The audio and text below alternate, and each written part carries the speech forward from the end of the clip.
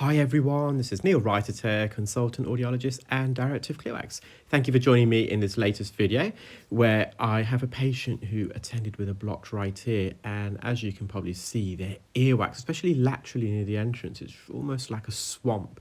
It's really wet and loose. I'd classify this as a type 7 earwax impaction. Recently I developed, or should I say, I modified a well-known chart called the Bristol stool chart, and I think that's internationally used to identify different consistencies of stool, which can then relate back to your health.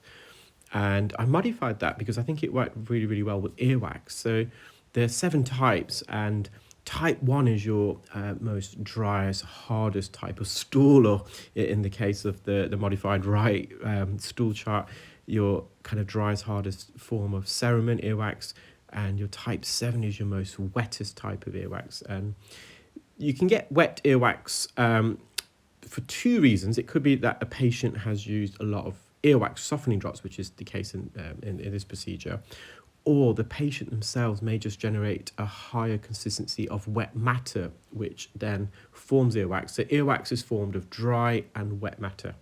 The dry matter is dead skin cells that line the ear canal, which eventually laterally migrate. They move sideways out of the ear as they die, and then they shed, so they release themselves from the surface of the ear canal, and also some hairs. So that's your dry matter. And the wet matter is sebum, which is an oily lipid secretion secreted by the sebaceous glands, and they're attached to the hair follicles that you can see on the outer third of the ear canal. And sebum helps to moisturize the skin, so it prevents the skin that lines the ear canal from drying and cracking. And it also helps to provide a hydrophobic layer, because we don't want external water penetrating and being absorbed by the skin cells, because the skin cells themselves are hydrophilic. So what happens if you have excess water in your ear, the epidermal skin layer, they absorb the water, and it causes the individual skin cells to then expand and swell and eventually burst on the membranes. And when that occurs, you have maceration of the skin, and that outer protective epidermal layer of skin is breached, and it can then allow fungi and bacteria to penetrate the deeper parts of the ear canal and potentially lead to an infection. Also, sebum is mildly acidic, and the acidity helps to inhibit the colonization and reproduction of pathogenic bacteria. So our ears are full of bacteria and fungi. So the ear itself is a non-sterile orifice in the ear, but the bacteria and fungi that colonize the ear under normal conditions, they're non-pathogenic.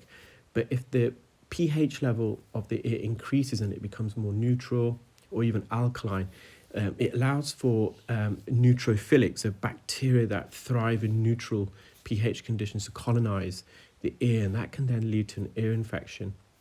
Also, another wet matter in the ear is emotional sweat, and they're secreted by specialized sweat glands. They're not your normal sweat glands that you find on your brow. They're called eccrine sweat glands, and they're predominantly producing and secreting water and salt. And that's the reason why it secretes watery salt, is to help regulate the body temperature. So you have this sweat that forms into droplets that sits on the surface, and the longer on the surface, for the sweat to evaporate, it requires heat, so it helps to cool down the body.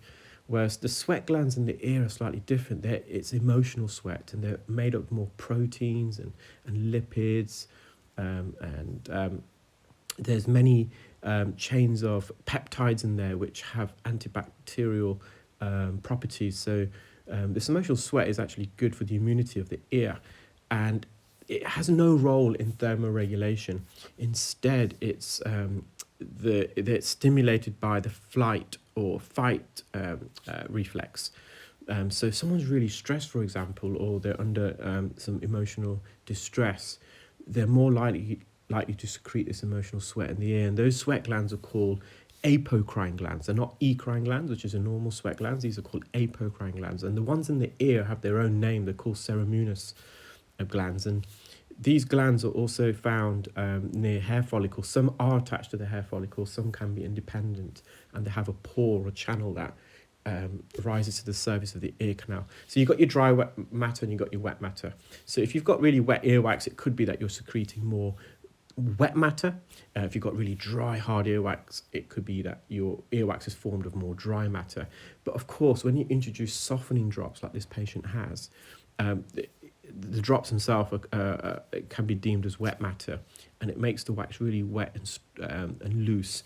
Now, we've removed all the lateral wax, and this is more of the deeper wax, and this consistency is a bit firmer and crusted and embedded against the eardrum, so the drops just haven't been able to penetrate deep enough to affect this the most medial layer of wax. And I've had to just peel that away from the eardrum. It was really attached and adhered, so I've taken it away from the eardrum. And at this stage, the patient's hearing got dramatically worse, and I had to reassure them. And that's because as I'm bringing this wax out, it's blocking the midsection of the ear canal. And of course, that's going to affect the patient's ability to hear. So when the patient first attended, they couldn't hear. I cleared the majority of the wax. We could see the eardrum and their hearing substantially improved. And then, unfortunately, as I was bringing this wax out, they realised that the hearing was blocked again. And it can be quite a panicky situation for a patient because they don't realise why suddenly at one moment they could hear and then they can't. And I just explained to the patient it's fine, it's part of the process, and they had complete faith in me, so thankfully, and they trusted that their hearing will be better again. And when I remove that bit, you can see there's an opening now, so air and sound can now channel through the ear canal and vibrate against the eardrum. Now, I mentioned a few videos ago that you're going to see my technique change quite a lot. And one of these things is I'm not going to be too much focus on all this wet wax that's just lining the canal wall. If it's excessive and it's near the entrance where it's made up of cartilage, I'll try and mop it up. But deep in the ear especially, I'm going to start leaving it a lot more because it's not going to cause the patient any problems. And in fact, by trying to remove too much wet wax, especially this, because it's really, really wet and loose, you risk grazing the canal wall, which can then lead to an infection and hematoma and trauma for the patient. This is all fine. It's not going to affect the patient's hearing. Ear just needs to dry up, and all that wet matter now will naturally migrate. Well, I hope you enjoyed that video, guys. Take care, keep well, and speak soon. Bye.